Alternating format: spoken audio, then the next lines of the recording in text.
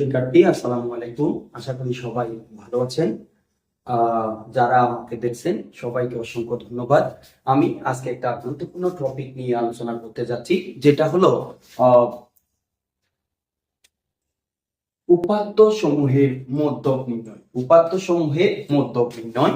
উপাত্ত সমূহ আগে আমাকে দেখতে হবে, তারপরে আমরা উপাত্ত সমূহের মধ্যক কি জোড়া সংখ্যার মধ্যক না বিজোড়া সংখ্যার মধ্যক এটা আমরা নির্ণয় করব। তাহলে আমরা উপাত্তটা একটু দেখে নিই।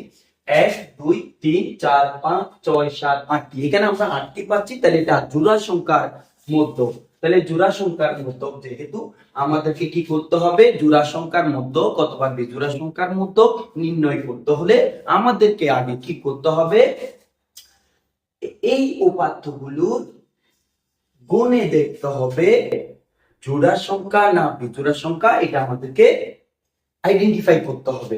করার পরে যদি জোড়া সংখ্যার হয় অথবা বিজোড়া সংখ্যার হয়, জোড়া সংখ্যার হলে জোড়া সংখ্যার সূত্র করব, বিজোড়া সংখ্যা হলে বিজোড়া সংখ্যার সূত্র করব। যেহেতু এখানে আমরা জোড়া সংখ্যা পেয়েছি, এটা করার জন্য আমাদেরকে আগে উপাত্ত সমূহকে মানের ঊর্ধ্বক্রমে সাজাতে হবে অথবা ছোট থেকে বড় সাজাতে হবে। তাহলে আমরা একটু সাজিয়ে ফেলি। উপাত্ত সমূহকে মানে ঊর্ধ্বক্রমে সাজিয়ে পাই। তাহলে আমরা ছোট থেকে বড় সাজাবো। 10, এরপরে আমরা পাচ্ছি 14, এরপরে আমরা পাচ্ছি 16, এরপরে পাচ্ছি 18, এরপরে পাচ্ছি 22, এরপরে পাচ্ছি আমরা 26, এরপরে পাচ্ছি আমরা 28, এরপরে পাচ্ছি আমরা 30। তাহলে আমরা এখানে পাচ্ছি 1 2 3 4 5 6 7 8টি, 8টি জোড়া সংখ্যা। এখানে n = 8 যাহা জোড়া সংখ্যা। জোড়া সংখ্যা আমরা জানা আছে,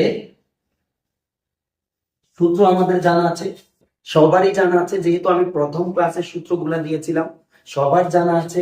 তাহলে আমাদের যেহেতু জানা আছে, আমরা সূত্রটা লিখে নিব।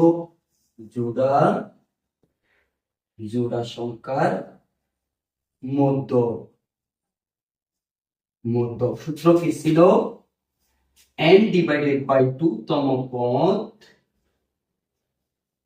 যোগ n/2 প্লাস 1 তম পদ ভাগ 2। তাহলে আমরা মানটা বসিয়ে দিই এখানে। মান তো আমাদের n এর মান জানা আছে, কত ছিল? 8 ছিল। 8/2 তম পদ যোগ and 8/2 plus 1 তম পদ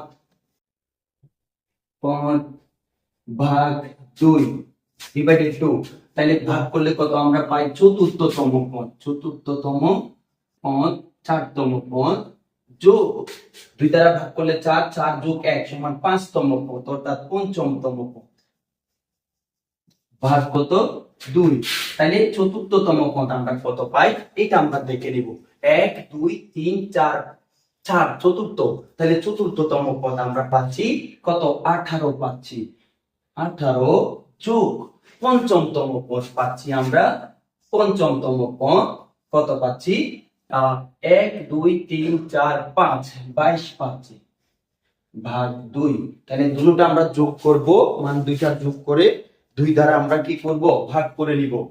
তাহলে 18 যোগ 22 ইকুয়াল পাচ্ছি আমরা 40 পাচ্ছি ভাগ 2 সমান পাচ্ছি আমরা 20।